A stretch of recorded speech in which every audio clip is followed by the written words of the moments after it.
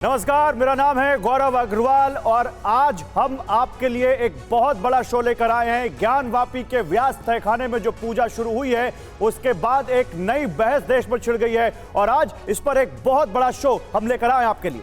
नमस्कार, आपके साथ मैं हूं सुमेरा खान और इस शो के दौरान हम इतिहास की भी बात करेंगे, वर्तमान की भी बात करेंगे।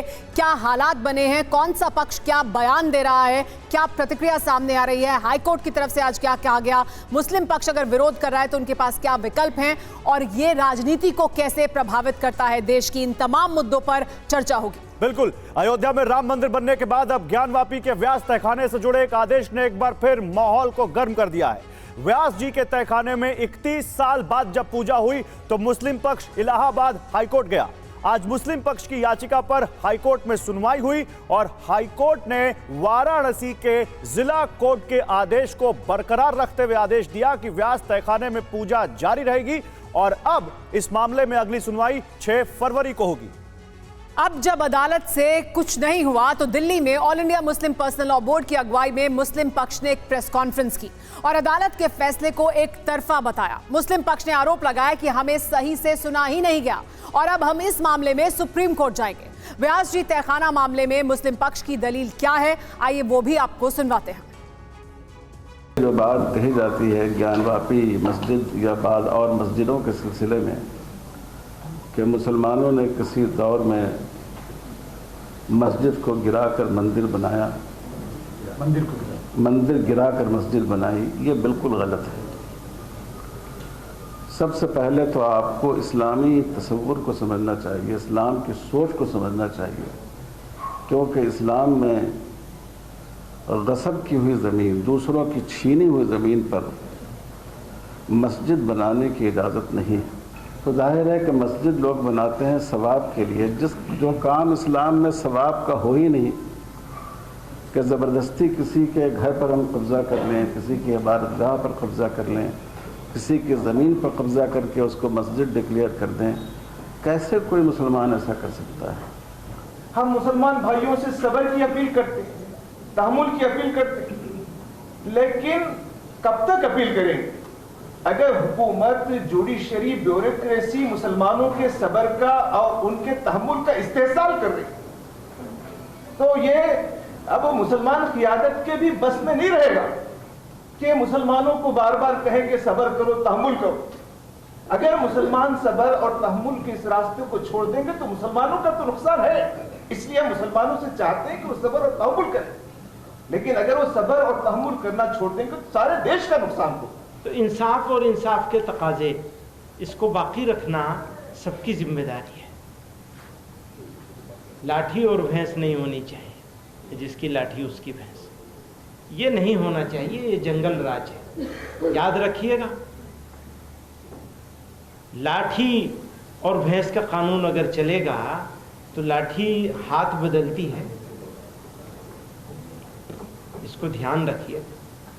तो अच्छा करना है और मिलजुल के करना है। ये तो देखिए, 3 बड़ी बातें हैं। एक कि कब्जा करके या छीनी गई जमीन पर मस्जिद बनाना इस्लाम में गलत है।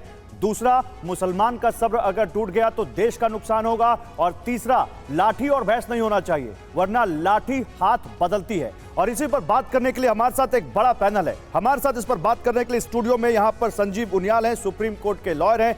हमारे साथ यहाँ पर मेहरुद्दीन रंगरेज हैं, आप इस्लामिक स्कॉलर हैं। हमारे साथ यहाँ पर कामरान मलिक हैं, सुप्रीम कोर्ट के लॉयर।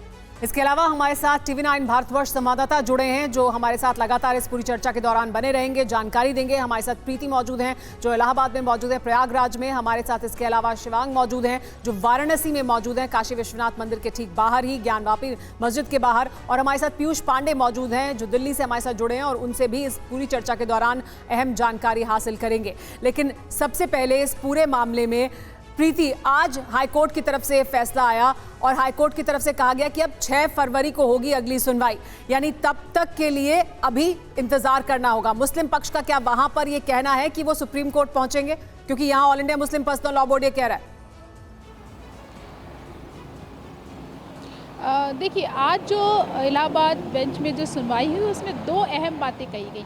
पहली अहम बात ये कि अगली जो सुनवाई है वो 6 फरवरी को होगी और जब 6 फरवरी को सुनवाई होगी तब तक जो वहाँ पर तहखाने में जो पूजा की जा रही है वो वैसे ही पूजा कंटिन्यू चलती रहेगी, मतलब पूजा लगातार चलती रहेगी, पूजा पर रोक नहीं लगाई जाएगी। ये एक अहम आदेश था। दूसरी बात ये जो पूरी कही गई, उन्होंने वहाँ पे पूछा, कोर्ट में जज ने पूछा यूपी के महाधिवक्ता से कि वहाँ पे लॉ एंड ऑर्डर की क्या सिचुएशन है, वहाँ पर कानून व्यवस्था का अभी क्या स्टेटस है। तो उन्होंने कहा कि कानून व्यवस्था अभी वहाँ पर सामान्य है। तो उन्होंने कहा कि लॉ एंड ऑर्डर की जो जिम्मेदारी है वो यूपी सरकार को लेनी पड़ेगी और वहाँ पर कानून व्यवस्था को बनाए रखा जाए, इसकी जिम्मेदारी होगी।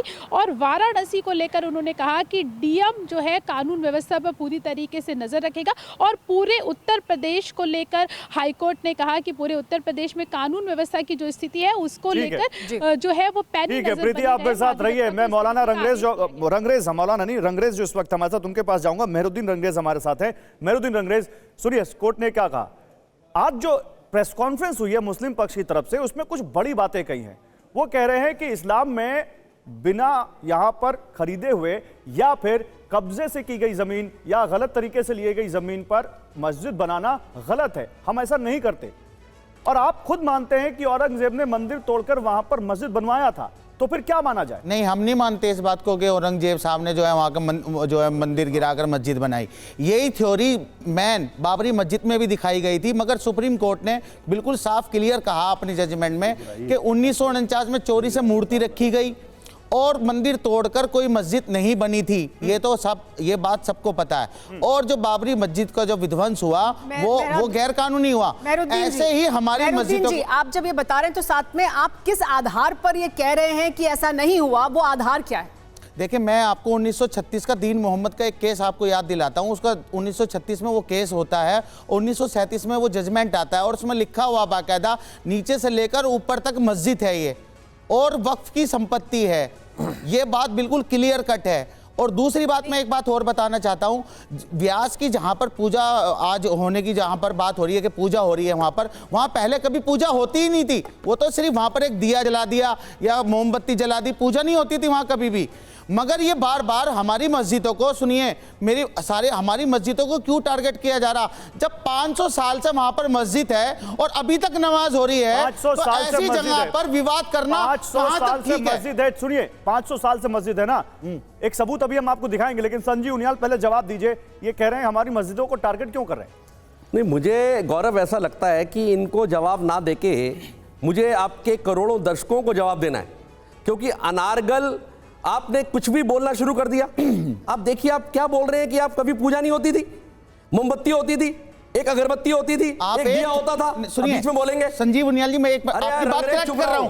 अगर आप कोई फोटोज दिखा दे कि वहां पर कोई मूर्ति है या आपके कोई किसी धार्मिक ग्रंथ में लिखा हो कि वहां पर मेहराजुद्दीन जी देखिए, कोई मंदिर है, पूजा कैसे करते हैं मेहराजुद्दीन जी, पूजा कैसे करते हैं ये वो तय करेंगे ना। पूजा कैसे करते हैं ये वहां वो एक दिया जलाकर करें या मूर्ति रखकर करें, ये उनकी श्रद्धा है ना, ये आप कैसे तय कर सकते हैं? संजीव उनियाल बात कर लेने दीजिए और बीच में रंगरेज जरा बीच में मत बोलो। कोर्ट एविडेंसेस पे चलता है, फैक्ट्स पे चलता है, क्रॉस एग्जामिनेशन पर चलता है, सबूतों पर चलता है। आर्कियोलॉजिकल सर्वे ऑफ इंडिया ने आपको 32 सबूत तो एक झटके में दे दिए, जो कि वीडियोग्राफी के साथ और डीएम रिसीवर के सामने हुआ है। उस 32 सबूत में क्या है? ऐसे ऐसे सबूत है उसमें। लगभग ये ऐसा हो गया कि दो स्टूडेंट्स के बीच में गौरव लड़ाई होती है सुमेरा, और उनमें से एक स्टूडेंट कहता है नहीं कॉपी मेरी है, और ये प्रूव हो जाता है कॉपी उसकी है। जब ये प्रूव हो जाता है कॉपी उसकी है, तो कहता है कि मैं इसमें लिख भी नहीं सकता क्या? अब लिखने का अधिकार तो मेरा है क्योंकि ये प्रूव हो चुका है। तो जब ये प्रूव हो गया, 32 आंकड़ों के साथ 32 चीजें थी, त्रिशूल था, नंदी थी, उसमें 32 चीजों से प्रूव हो गया कि हाँ ये मंदिर था, तो पूजा का अधिकार तो मेरा है। संजीव उनियाल जी, हाई कोर्ट में चाटा पड़ा, अब सुप्रीम कोर्ट जाने की बात करते हो। ठीक है।